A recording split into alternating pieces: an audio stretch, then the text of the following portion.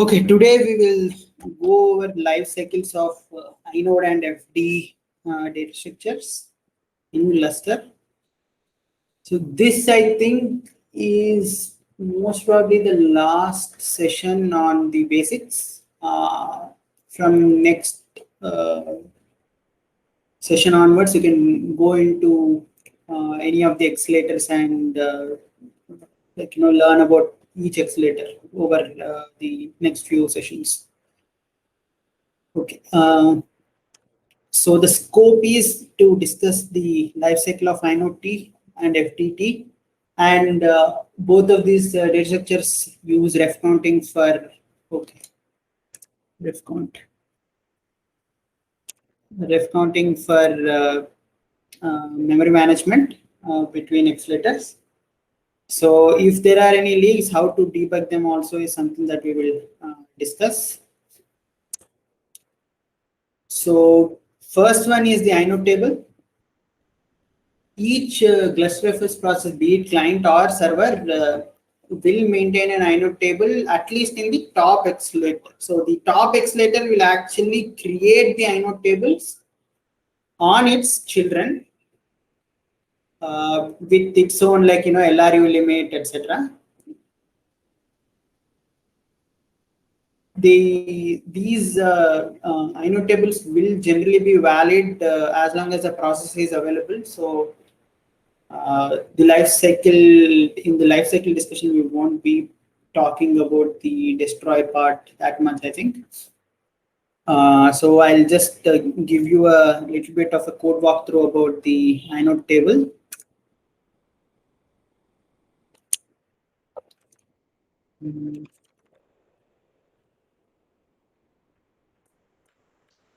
Is better, right?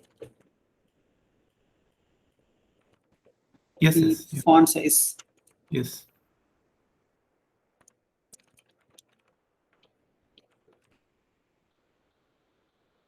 Okay. So this is in like inode.c in libglustrfs. So in the inode table, let's first look at the inode table data structure.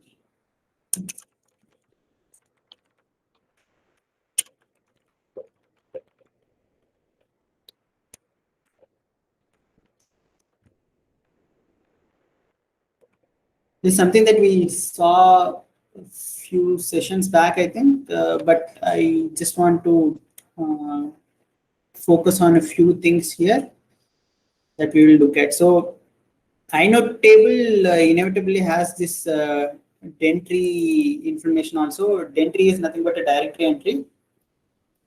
When you look up an inode, it has to store the inode along with its corresponding entry, which is like the directory inode / name, where that particular entry is residing in. So inode table is like a list of hash table, list of inodes, but there will be like a it's like a hash structure with lists in each of the hash bucket. So there will be a number of buckets, and each of the bucket will have a list of inodes, okay, which will be based on the hashes. So similarly, there is like a buckets for Dentry hash also. In the inode table, there is an active list, there is an LRU list, and then there is a purge list. This is something that we will discuss in the inode life cycle. So invalidation is also a concept that we introduced probably in release 6 in Fuse. This is also something that we will discuss briefly. Okay. Oh, it looks like we have never talked about mempools and all that. Maybe in the next one we will talk about memory structure before going into the translators. Okay. So this is what like basically it is setting up these buckets, and it will create these mempools. This is like the lists of buckets. So yeah, so basically the lists are getting initialized here. Even these lists are also initialized. Okay, yeah. So one thing is whenever you create an inode table, the root inode always gets created, and it is like the ref count for that will not change at all. It will always be there. Okay, so the root inode will always stay in the table. So the minimum table size will always be 1. So that is the thing about inode table. Okay, so the second one is the inode structure lifecycle itself. So lookup is the operation that actually brings an inode into an inode table if it already exists. Otherwise, all these create operations will actually bring the inodes into the inode table along with the entries.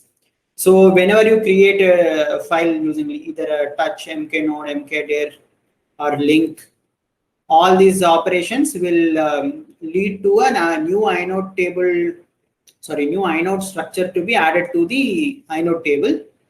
And because these are in active operation, they will be pushed into active list of the inode table. If an inode is in active list, that means the inode's ref count is greater than 0. Okay, so that is when an inode is marked as active. So let's look at different points where a new inode gets added into the inode table in Fuse. Okay, I'm just checking whether it's getting recorded. Okay, it is.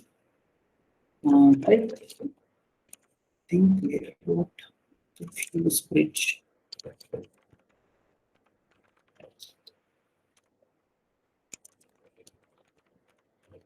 So, like whether a creation operation happens, I think I can probably just show you that the new, like all these creation operations, right? The callbacks will always be Fuse new entry CBK. So this Fuse swap is nothing but a stack wind to the lower accelerator. Here, okay. So the callback is generally the new entry CBK. So we can see the same for mkdir, symlink. Oh yeah, symlink also. Link is like a hard link. So all of these things will eventually call this Fuse entry CBK. Lookup also does call Fuse entry CBK. Okay, so all of these things flow into the same callback eventually. So for entries that already exist, it's lookup. Entries that are getting created new, those are all the new entry forks. So after the operation completes, eventually it will call this inode link function. This is the one that actually creates the entry into the table along with the entry. So if you look at this function call, it is giving the parent inode's pointer and also the name of this location LOC. Okay, so let's look at this inode link, what it does. So it is doing a computation of the directory entry hash, which is based on the parent inode and the name, it looks like. So yeah, so this is one. And then inside this inode link, we will again, so these are all some safety checks. So each accelerator can potentially create its own inode table. So these are like guard checks. Like we don't want inodes from different tables to be called with inode link. So the parent directory, I mean, like the parent inode should always be a directory. That is one more thing. Similarly, the name should exist. If it is a parent, if the parent directory is provided, then the name should exist. Okay. You can call inode link without any parent inode and name also. That is if you do a lookup with just the GFID. So that operation is also there, but for now that is not very interesting. So after that, you will create a hash for this inode based on the GFID. We will check if this inode is already linked based on this hash. If the inode already exists, then you just need to create this new parent and the name into the inode table. So if the same file has multiple names, that is like hard links to that same inode, then the entries will be populated to the same inode. So that is the code path here. If it is not present in the inode table, then now you have to actually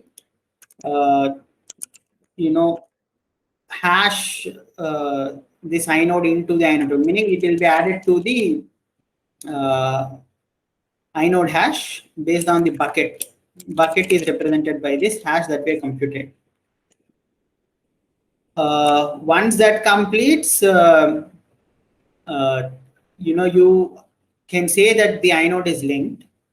But if you have also provided the parent inode and the name, then you have to check whether and you have to add that entry into the entry table.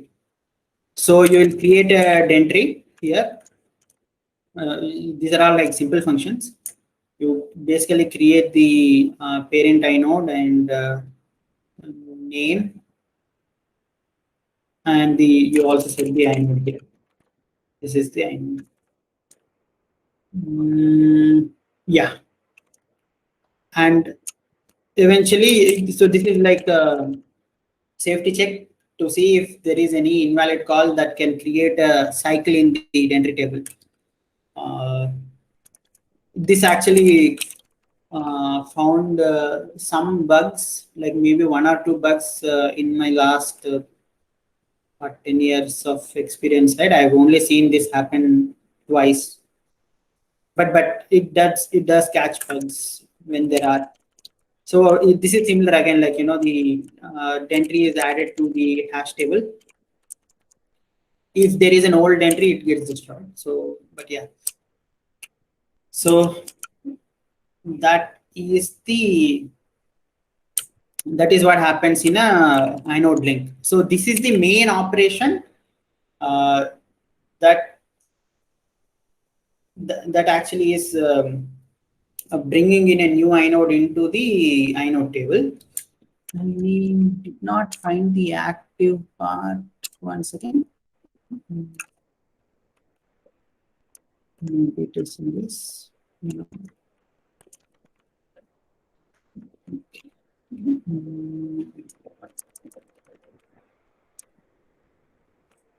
Inode link has completed. Oh yeah, this is so once the linking completes, it is doing one more inode ref. I think here it gets added to the inode list. Yeah, so here it is doing this thing called inode activate, which will put that into the active list and increments the active inode size count. Okay, so when you do an inode link, essentially the inode will be placed in the active list of the inode. So that's what happens. So the next, this is like a lead to the next one. There is also something called as an inode lookup. So which actually increments the nlookup count. So in an inode, these two things determine what is the status of that inode with respect to inode table. So So this is one thing, and this is the another one. So if the ref count is present, it will always be in the active list. If the ref count is not present and the end lookup count could be non-zero, then it will be put in the least recently used list. So that is what we'll look at next. Okay. So there is an LRU in the inode table where server typically keeps 16,384, 16 KB basically. That many inodes in the LRU, and Fuse at the moment has the 6553. These are all like configurable, I think. So this is what the LRU size is generally, and you can do cluster volume set and change these things as per your workload if you want. LRU is basically important if you don't want lookups to do the operation. So to do any operation, first it will do a lookup on the path that is provided by the Fuse kernel or whatever is the protocol mechanism, and then it will do the operation. So if that name does not exist in the inode table, then it will have to do a lookup and populate it into inode table and then do the operation. So there is an extra network call to do this lookup. To avoid that, if you have like more LRU, then the number of lookups would be a bit lesser. So based on your workload, you may have to tune this. So the LRU gets, an inode gets pushed into LRU if the operation on this inode is complete and the ref count becomes 0, but the end lookup count is not 0. So end lookup is actually set by these kernel operations, like lookup will increment the end lookup count. All these create operations will increment the end lookup count. Fuse will essentially send a forget after it is no longer interested in keeping that inode LRU anymore. So at that time, it will be moved to something called as a purge list, which we'll look at next. So let's look at let's look at how this actually happens now in the inode unref code path.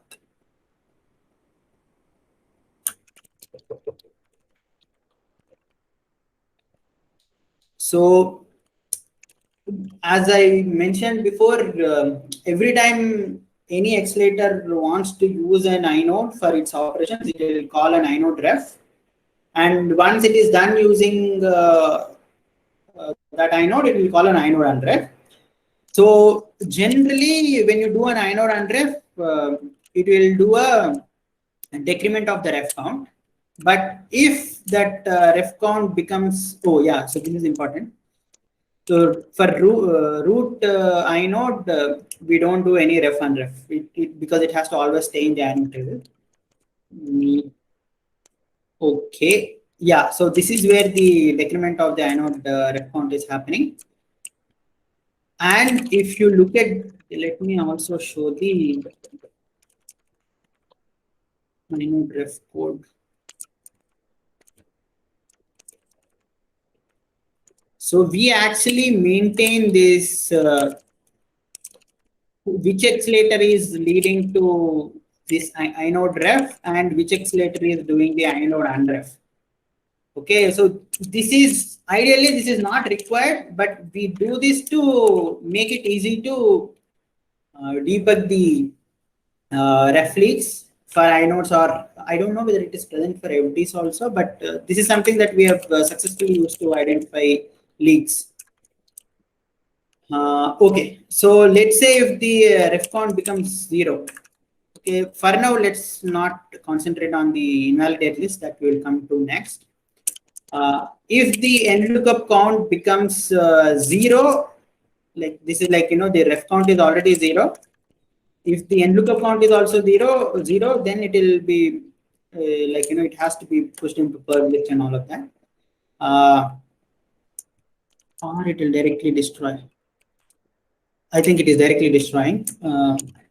Yeah, in case of an inode unref, if the inode was never looked up, it can directly destroy.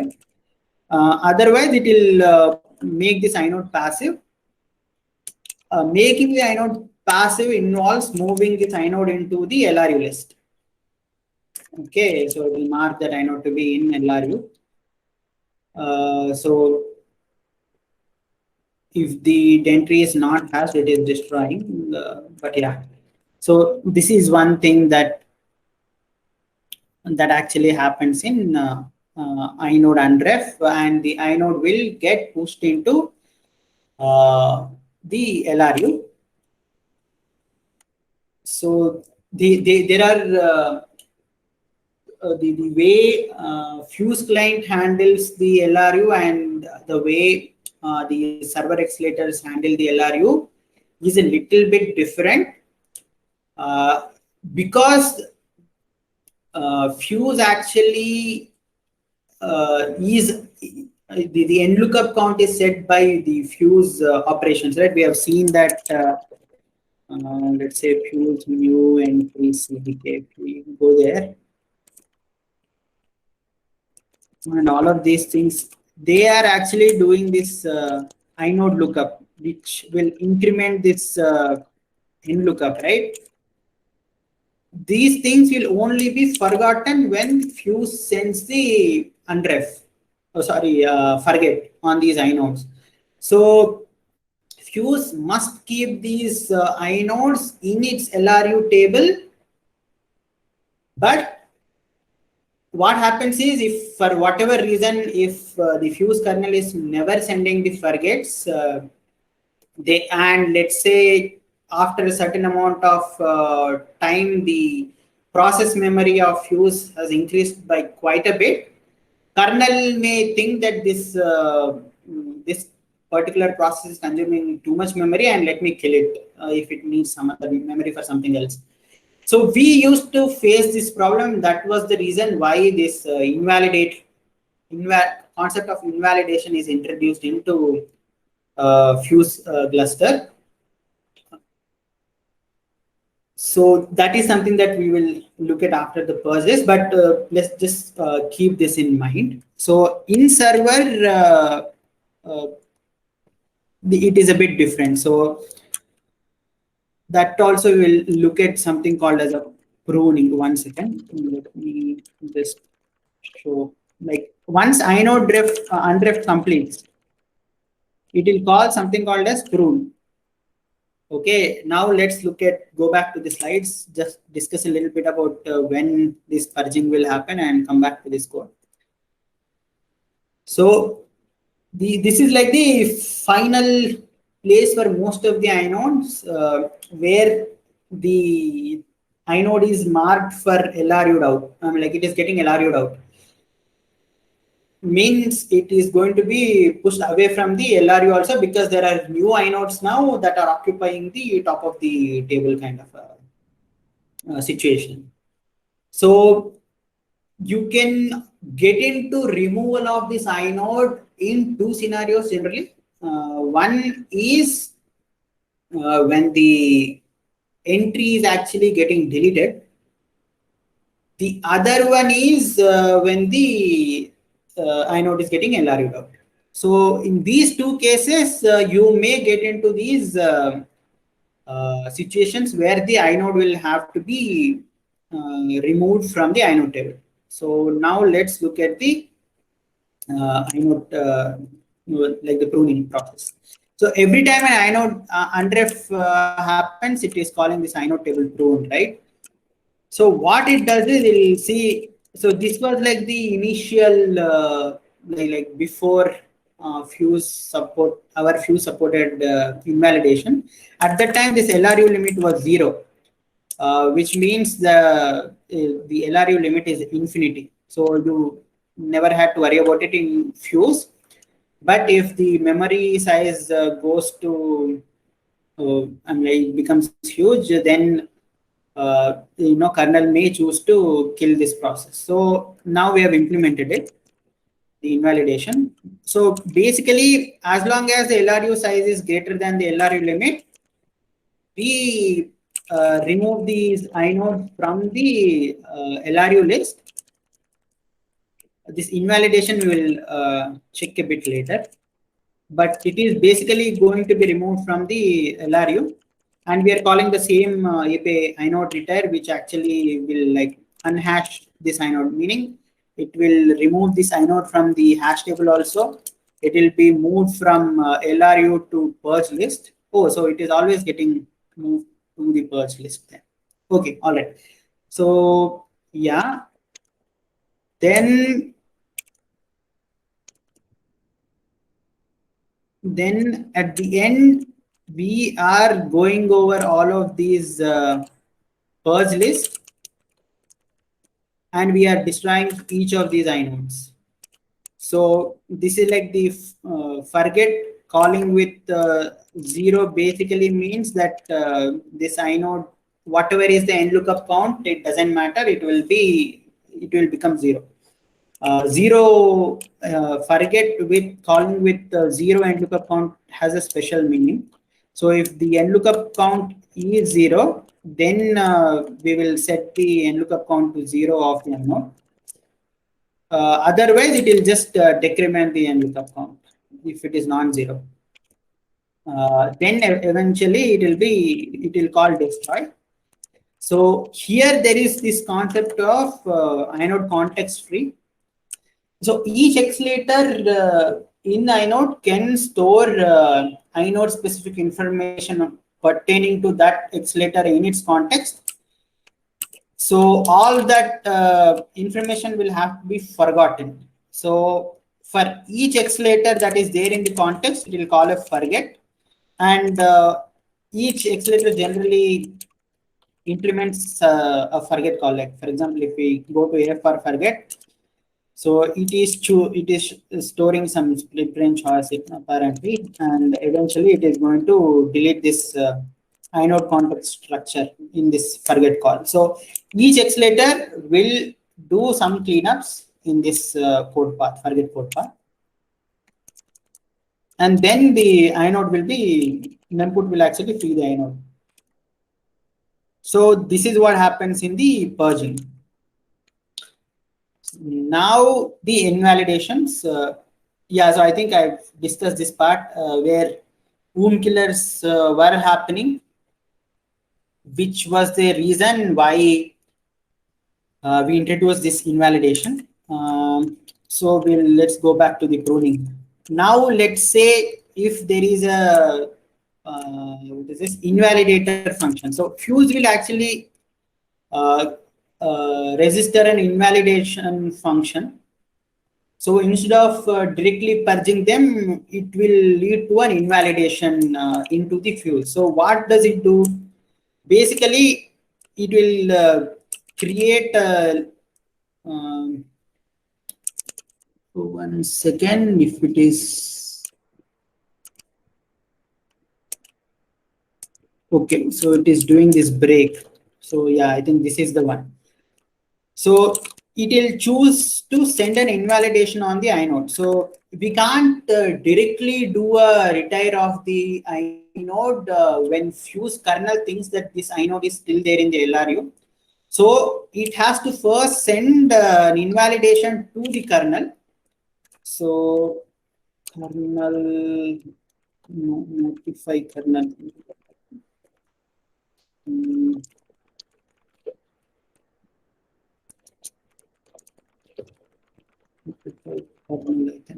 Yeah, so there is a notify kernel loop. So so basically this one will actually put this inode into this list, invalidation list. This notify kernel loop, the thread executing this function will keep checking whether this list is empty or not.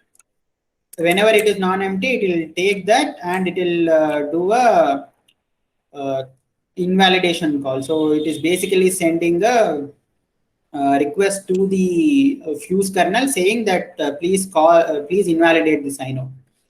That will trigger a forget in the inode, like that's like a forced forget. Instead of kernel deciding when it will call the forget, a GlusterFS Fuse is actually calling into, notifying the Fuse kernel that this inode is invalid, which will trigger a inode forget, and then the nlookup count will again become 0. Then it will be freed again. So that is the path that happens in just the Fuse layer. But in all other top translators like server or GNFS or GF API, they only have the concept of LRU, and whenever the inode gets LRU'd out or the unlink happens, etc., that particular inode will be freed from the inode table. So that is the complete life cycle of the inode. Now let's look at the FD table. So now that we know inode and how inode table works, if we want to do a read or a write, or if we want to do any operations on this inode using an FD instead of the path, then the FD has to be maintained until the close happens from the application. So the application will do an open, it will get an FD, it will do a bunch of operations on that FD, and then it will call a close. Until a close is called, we need to maintain that FD in that inode. So for that, we actually implement an FD table to have a list of all the FDs that are open at the moment. So let's look at the FD table now. Can probably look at fd.c directory first.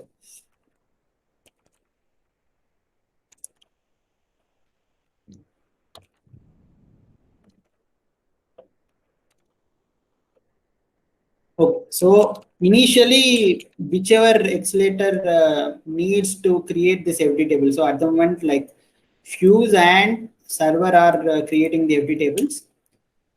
So when you create the FD table, it will, let's look at the data structure. So FD table has a ref count. This is like the maximum number of FDs that can be there, and there is a like an FD entry, which is like an array. Actually, we will see this. This FD entry will have this actual FD structure, and it will also maintain this next free. So the FD table is implemented as an array list data structure. Okay. Whenever the current maximum FD is breached, it will do an expansion. So yeah, so whenever the number of max FDs is exhausted, it will expand the FD. So it will be auto expandable. Okay. And we have seen that Fuse and server are creating this FD table. Now I think that should be enough. Yeah, so this is again similar to that of the inode table. As long as the graph that maintains this table is valid, it will be kept in the memory. So I think at the time of graph migration in Fuse, the FD table will be migrated. Also, I think in server, whenever a connection drops and gets established again, the FD table is created again. So that is a little bit of a difference between how client maintains it and how server maintains it. So let's look at the FD creation. Yeah, so now we have to look at FD create. So any accelerator can call this FD create, but generally for application IO, it will be called by Fuse, and on the server, it will be called by server translator. So let's look at this Fuse bridge. let's say, where is the open resume? Yeah, 37. So when open is like before an open, it will do a resolve and resume. Resolve and resume is nothing but the lookup operation. Once the lookup completes, it will call this. By the time lookup completes, I think inode will be set up. Then once the inode is set up, we call fd create on this inode with the PID that the application has sent. Okay, so this is like a very simple thing. You just create the FD. You also take a reference on the inode because the inode has to be valid as long as this FD has to be available. So you keep this inode active. Okay, so it will even FD also has this accelerator specific context that it has to create. Oh, this is one more thing. FD also needs to maintain some logs related information, so that log context will also be maintained. Yeah, so those are the important bits in the FD creation. So please note that we haven't sent the open call yet. This is just like a normal FD in-memory structure creation. Then it has to do the, yeah, so this is the part where it gets added to the like, you know, the FD table. Yeah, so basically this FD unused get will get it FD number where this FD will be added. So yeah, so this information is also maintained, and the flags are the open flags that it gets. Okay, let me just check whether the FD is getting added here itself. FD pointer. Yeah, it is getting added to the table here itself. Okay, all right. Oh yeah, if the FD table, the number of FDs, the entries is, if it reaches maximum, it is doing an expand, and then it will again do the FD insertion. Okay. So yeah, so that's what happens in the pre-open phase, and now Fuse is going to send an open. Okay, so I think we can go to the next thing, which is called what will happen once the open call succeeds. Let's go to this. Oh, I think this is also called a create. Open-dir also is calling this one. So yeah, open and open-dir are calling the Fuse FD CDK. Right. Okay, so if this callback is called with operate success, that is the operation is successful, in that case it will call this thing called FD bind. This is an important operation for the FD. Basically what it is saying is it is going to be added to the list of list of FDs that are active into the inode table. So the inode will have a list of FDs that are open. So this is called binding of the FD to the for this inode. Yeah, so this is the main thing that happens in the open. So that is one thing. Once the open completes at the end, like once you have the FD setup, you can do any operations on the FD like fsetatter, ftruncate, read, write, anything like that. After the application is done with the FD, the application will call close. That will trigger an FOB called flush in Fuse. There are other situations also where flush gets called, but this is one such situation where a flush FOB gets called. And all the accelerators that if they need to do any cleanup that has to be done in flush, it can choose to do so. That is one thing. Like if that FD has any active logs in flush, they will be cleaned. So that is something that logs translator does. Apart from that, the final okay, maybe we can do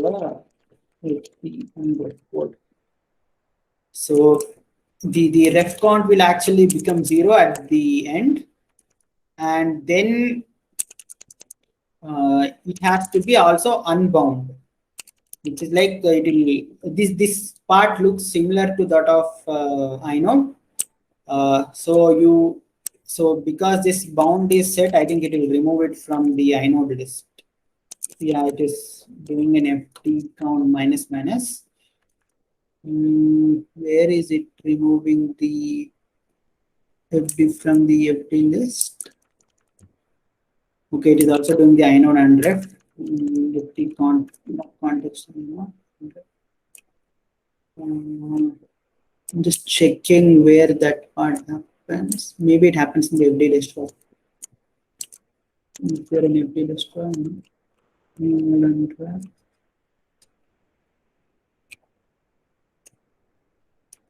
Okay, yeah. So this part is similar to inode forget. If it is a directory, a release there will be called. If it is a file, just the release is called. I think we can also look at like maybe a release. So it will clean up the FD context that it has stored. So each accelerator may have its own FD context that it maintains, which will be freed in this. Okay. I'm just trying to see where it gets removed from the list. It responds only after the close happens on the file.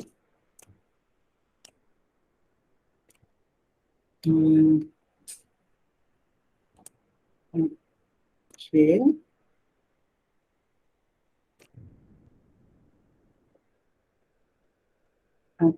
Remove list.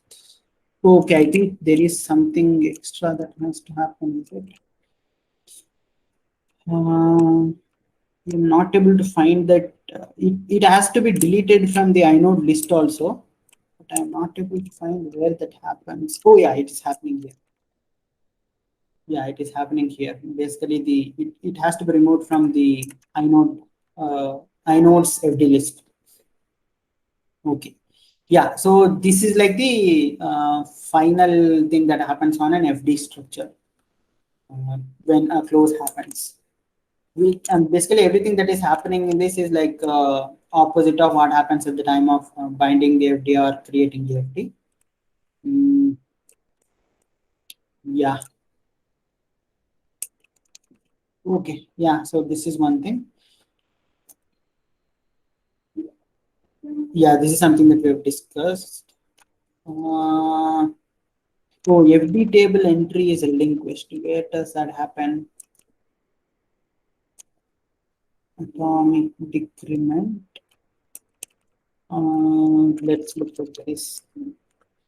Fuse open.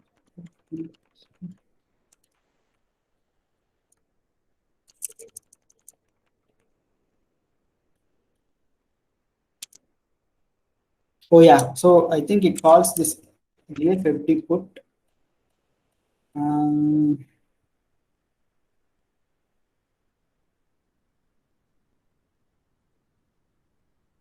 Where all is it? Oh yeah, so server is calling it in the release functions. What about the fuse? What's this one called? FTCBK.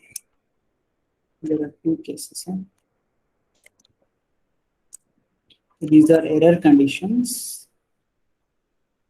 It is calling. Okay, yeah. So if open fails, also I think it is calling this FD put, GFFD put.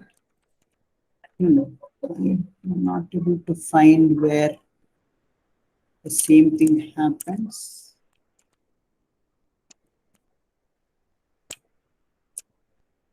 Okay, I am not able to figure this one out yet. Yeah, I don't know yet. Maybe I can add it in the description when I see this thing again, because we are running out of time. Okay, but it happens, otherwise there would be leaks, so it will happen. Yeah, so so these are two important things that happens during the lifetime of an FD. when server actually loses a connection from the client, the FD table associated with that connection will be cleaned up. All the locks, all the like the open FD is getting closed, etc., happen in that cleanup process in the server translator. These things will be discussed a bit more when we discuss client and server accelerator deep dive. But for now, I think it's just enough to know that the FD table gets destroyed even when the network disconnect happens. Similarly, in the client translator, when the connection is re-established from the client to server, the FD will be reopened, because server upon disconnect will close the FD and relinquish all the resources on it. Client will have to reopen that FD. So that is something similar. So okay, there are some functions that I can probably show.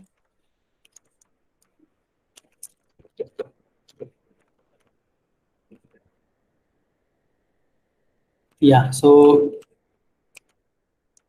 I can show this one.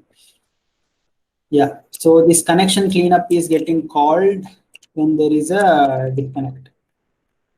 Okay, and it is saying clean up all the internal locks and POSIX locks.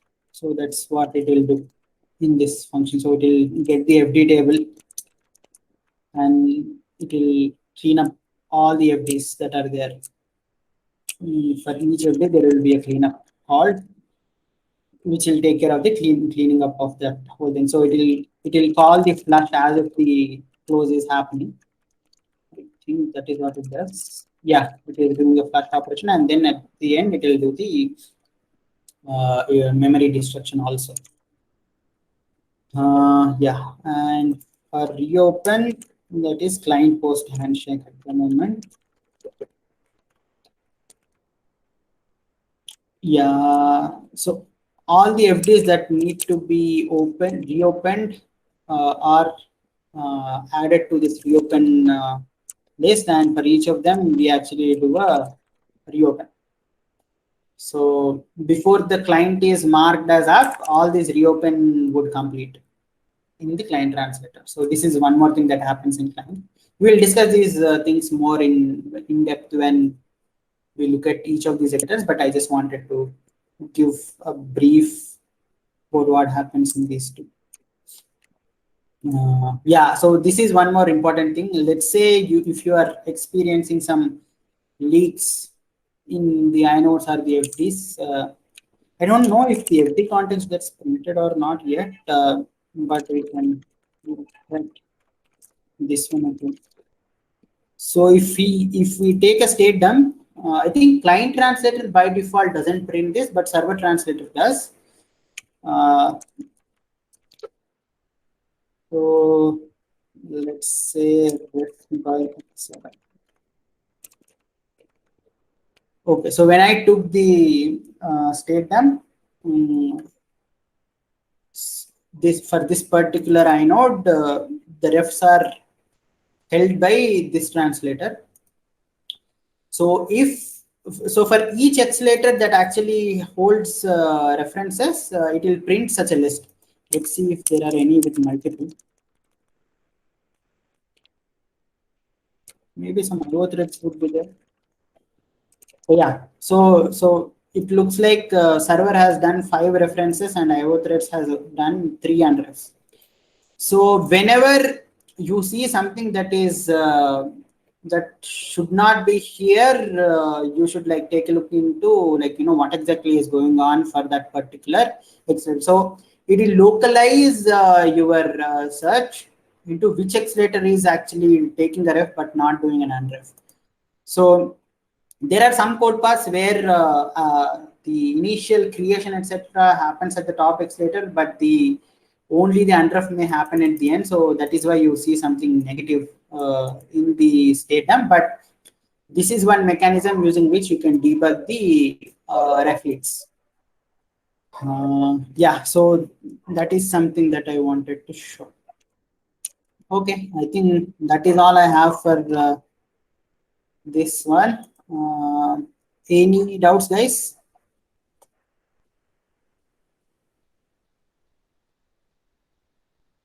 Hello? Definitely, no doubts as such for me. Okay, I will stop the recording.